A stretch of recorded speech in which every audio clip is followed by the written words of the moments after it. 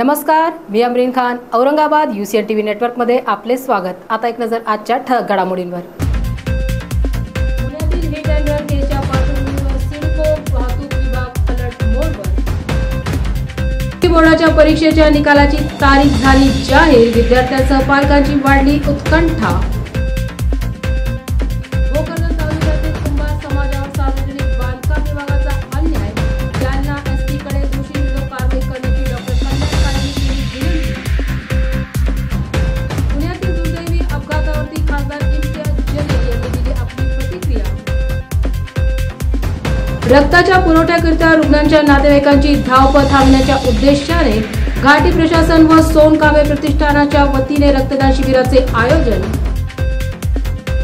हर्सुल तलावाच्या मृत साठ्यातून उपसा प्रक्रियेद्वारे 5 MLD पाणी शहराला रोज होणार उपलब्ध. शहरातून 2 जुलैपासून इंडिगो विमान कंपनीची नागपूर गोवा थेट विमानसेवा सुरू करण्याची घोषणा. पाण्याअभावी फळ बागायतदारांचे मोठे नुकसान. आर्थिक मदतीची सरकारकडे मागणी.